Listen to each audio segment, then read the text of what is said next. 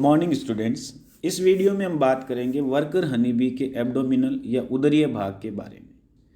आप लोग ये जानते हैं कि इंसेक्ट्स के अंदर कुल मिलाकर के 19 खंड या सेगमेंट्स बॉडी में पाए जाते हैं, जिनमें से 6 सेगमेंट्स हेड रीजन में, 3 सेगमेंट्स है वो थोरेसिक रीजन में। तो 6 और 3 तो हो गए 9।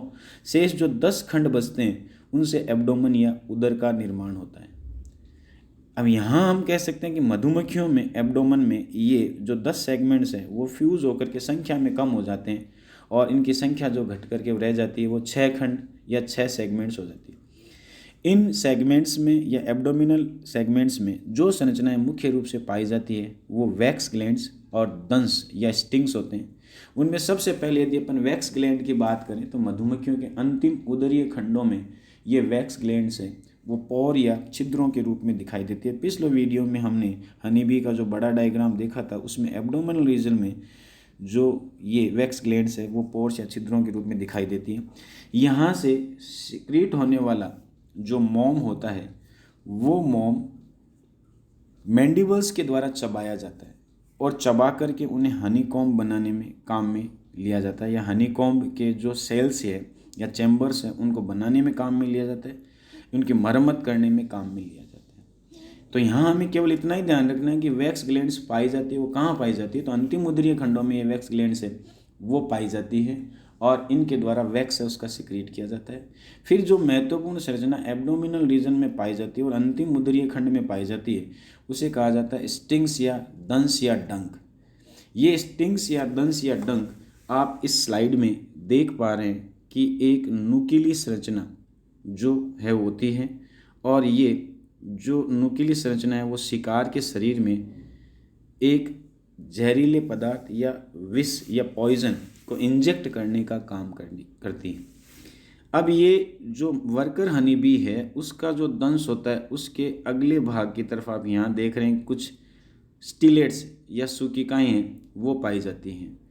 अब ये दंश वाले भाग के साथ पीछे की तरफ से एक सैक या विष ग्रंथि आकर के जुड़ती है जिसे पॉइजन सैक के नाम से जानते हैं। इस पॉइजन सैक में 2 प्रकार के तरल मिलाए जाते हैं। एक तो एसिडिक होता है जिसकी मात्रा ज़्यादा होती है और ये एसिड ग्लैंड्स के द्वारा प्रोड्यूस करके अंततः ये लाया जाता है इस पॉइजन सैक के अंदर। इसके अलावा दूसरा पदार्थ जो होता है वो एल्केलाइन होता है या क्षारीय होता है।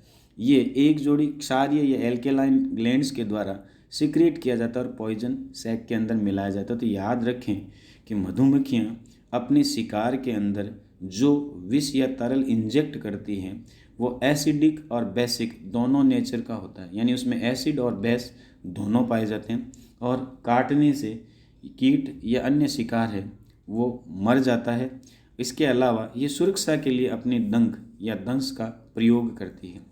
रानी मक्खी अपने डंक का प्रयोग केवल अपने सजातीय साथियों पे करती है, दूसरे सदस्यों पे ये डंक का प्रयोग नहीं करती। वो ऐसा इसलिए करती है कि सजातीय साथियों से जो मक्खी जिसको रानी बनना होता है उसको वो डंक मारकर समाप्त कर देती है, केवल वही रानी रहें इसके लिए वो ऐसा करती है।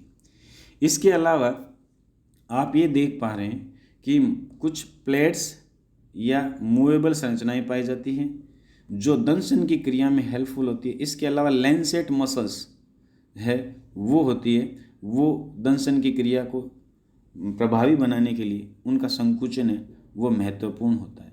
तो इस डायग्राम में हमने ये देखा है कि किस तरह से डंक या दंश है उसका निर्माण होता है और हम ये कह सकते हैं कि इसमें 3 कंडीशंस हैं। वर्कर हनी बी के अंदर पाया जाने वाला डंक उसका अंतिम उदरीय खंड होता है, लास्ट एब्डोमिनल सेगमेंट होता है, जो हम कह सकते हैं कि नुकीला होने के साथ साथ कंटिका युक्त होता है। जब वर्कर हनी बी किसी के अंदर दंशन की क्रिया करती है तो ये अपने अंतिम उदरीय खंड को तोड़ करके उसके अंदर डाल देती है या डंक को तोड़ करके डालती है तो उसका अंतिम एब्डोमिनल सेगमेंट उससे अलग हो जाता है। इसके साथ ही वो मधुमक्खी मर जाती है। रानी मधुमक्खी में पाया जाने वाला डंक कम कांटों वाला या कम सूकों वाला होता है और वो ओविपोजिटर होता है, अंड निक्षेपक है, उसका रूपांतरण होता है और रानी मक्खी जब किसी को काटती है तो अपना डंक अलग नहीं करती, इसलिए रानी मक्खी की मृत्यु नहीं होती।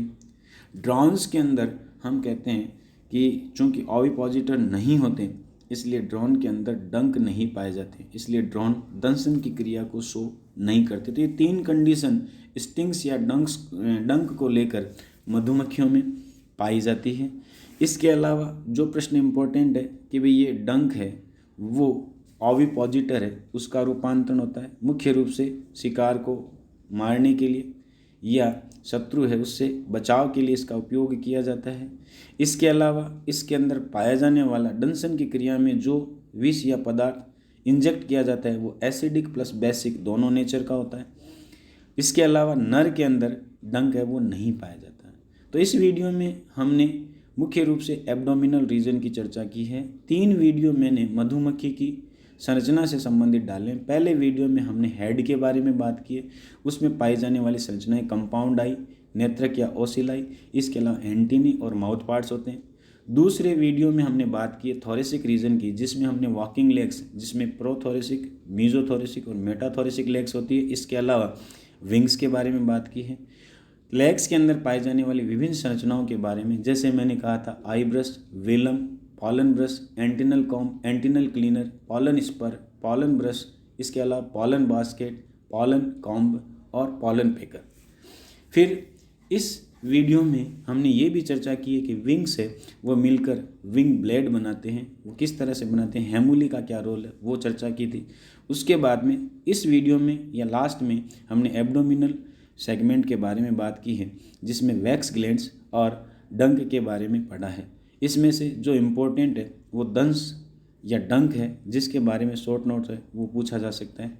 तो अगले वीडियो में हम कुछ और चीज़ें लेकर के हाजिर होंगे। इसमें इतना ही, धन्यवाद।